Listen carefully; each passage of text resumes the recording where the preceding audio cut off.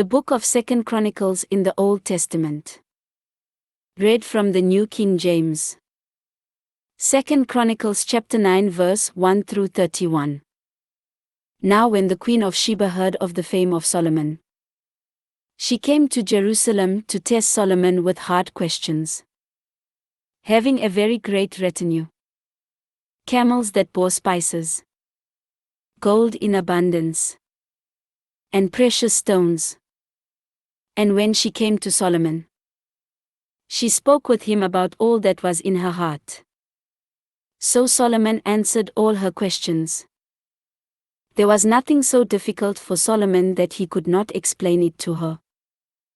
And when the Queen of Sheba had seen the wisdom of Solomon, the house that he had built, the food on his table, the seating of his servants, the service of his waiters and their apparel, his cupbearers and their apparel, and his entryway by which he went up to the house of the Lord, there was no more spirit in her. Then she said to the king, "It was a true report which I heard in my own land about your words and your wisdom. However, I did not believe their words until I came and saw with my own eyes. And indeed the half of the greatness of your wisdom was not told me. You exceed the fame of which I heard. Happy are your men and happy are these your servants, who stand continually before you and hear your wisdom. Blessed be the Lord your God, who delighted in you, setting you on his throne to be king for the Lord your God. Because your God has loved Israel, to establish them forever. Therefore he made you king over them, to do justice and righteousness." And she gave the king 120 talents of gold, spices in great abundance, and precious stones. There never were any spices such as those the Queen of Sheba gave to King Solomon. Also, the servants of Hiram and the servants of Solomon, who brought gold from Ophir, brought algum wood and precious stones. And the king made walkways of the algum wood for the house of the Lord and for the king's house. Also harps and stringed instruments for singers. And there were none such as these seen before in the land of Judah. Now King Solomon gave to the Queen of Sheba all she desired, whatever she asked, much more than she had brought to the king. So she turned and went to her own country, she and her servants. The weight of gold that came to Solomon yearly was 666 talents of gold, besides what the traveling merchants and traders brought. And all the kings of Arabia and governors of the country brought gold and silver to Solomon. And King Solomon made 200 large shields of hammered gold. 600 shekels of hammered gold went into each shield. He also made 300 shields of hammered gold. 300 shekels of gold went into each shield. The king put them in the house of the forest of Lebanon. Moreover, the king made a great throne of ivory, and overlaid it with pure gold. The throne had 6 steps, with a footstool of gold, which were fastened to the throne.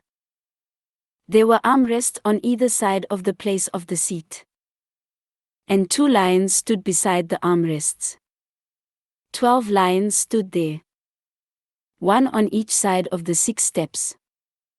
Nothing like this had been made for any other kingdom. All King Solomon's drinking vessels were gold, and all the vessels of the house of the forest of Lebanon were pure gold. Not one was silver, for this was accounted as nothing in the days of Solomon. For the king's ships went to Tarshish with the servants of Hiram. Once every 3 years the merchant ships came, bringing gold, silver, ivory, apes, and monkeys. So King Solomon surpassed all the kings of the earth in riches and wisdom. And all the kings of the earth sought the presence of Solomon to hear his wisdom, which God had put in his heart. Each man brought his present: articles of silver and gold, garments, armor, spices, horses, and mules, at a set rate year by year. Solomon had 4,000 stalls for horses and chariots, and 12,000 horsemen whom he stationed in the chariot cities and with the king at Jerusalem. So he reigned over all the kings from the river to the land of the Philistines, as far as the border of Egypt. The king made silver as common in Jerusalem as stones, and he made cedar trees as abundant as the sycamores which are in the lowland. And they brought horses to Solomon from Egypt and from all lands. Now the rest of the acts of Solomon, first and last, are they not written in the book of Nathan the prophet, in the prophecy of Ahijah the Shilonite, and in the visions of Iddo the seer concerning Jeroboam the son of Nebat? Solomon reigned in Jerusalem over all Israel 40 years. Then Solomon rested with his fathers, and was buried in the city of David his father. And Rehoboam his son reigned in his place. This ends 2 Chronicles chapter 9.